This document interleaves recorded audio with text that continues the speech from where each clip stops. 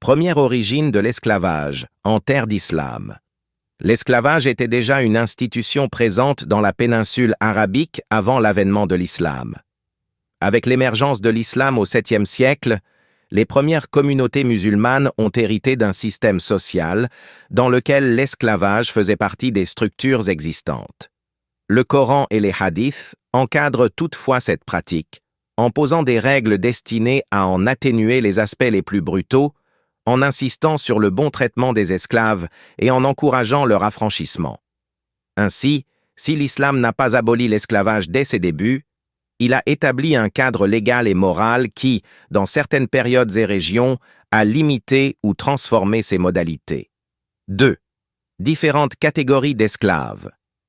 Les esclaves dans le monde musulman pouvaient être issus de diverses origines et destinés à des fonctions variées. Esclaves de maison et domestiques.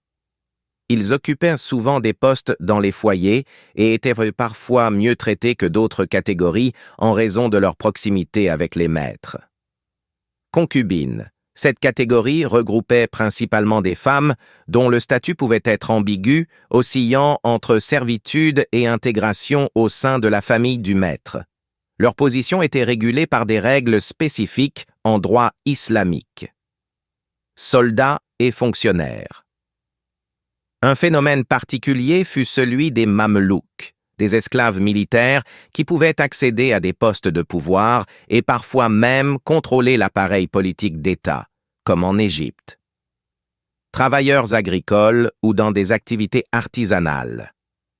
Dans certaines régions, surtout dans les territoires de conquête, les esclaves étaient employés dans des tâches agricoles ou de production, contribuant ainsi à l'économie locale. 3e. Le commerce des esclaves dans le monde musulman.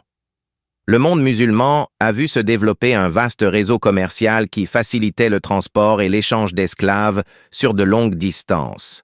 Routes transsahariennes. Ces routes reliaient l'Afrique subsaharienne aux régions nord-africaines et méditerranéennes. Elles permettaient le transfert d'esclaves capturés lors d'expéditions militaires ou issus de conflits tribaux.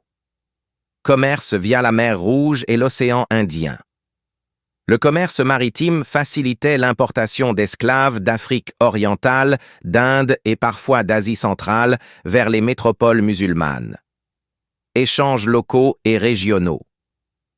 Au-delà des grandes routes commerciales, des réseaux plus restreints circulaient au sein des États musulmans entre les centres urbains et les zones rurales. Ces réseaux ont perduré pendant plusieurs siècles et ont profondément marqué l'histoire économique et sociale des régions concernées. 4e. La résistance face à l'esclavage. La résistance à l'esclavage dans le monde musulman s'est manifestée sous diverses formes. Révoltes d'esclaves. À différentes époques, des révoltes ont éclaté, souvent dans le cadre de contestations contre des conditions de vie abusives ou dans des contextes de tensions ethniques et religieuses. Actions de manumission. Dans de nombreux cas, les lois islamiques encourageaient l'affranchissement des esclaves, soit comme acte de charité, soit pour expier certains péchés. Cet encouragement légal a permis à certains esclaves d'accéder progressivement à la liberté. Pression intérieure et extérieure. À partir du XIXe siècle, les mouvements abolitionnistes, influencés par des idées européennes ou des réformes internes, ont contribué à la remise en question et à la réduction de l'esclavage dans plusieurs régions du monde musulman. 5e. Héritage et conséquences modernes. L'héritage de l'esclavage dans le monde musulman est complexe et se manifeste à différents niveaux.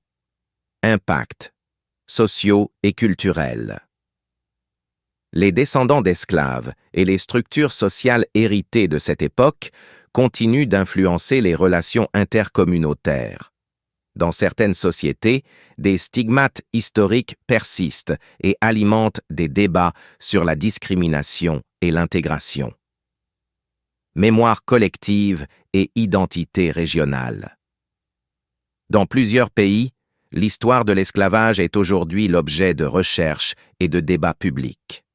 La reconnaissance de ce passé permet de mieux comprendre les dynamiques actuelles et de promouvoir la réconciliation.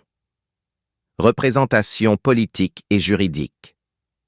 Les questions liées à l'esclavage ont également inspiré des réformes législatives et des politiques visant à combattre toute forme de servitude moderne ou d'exploitation.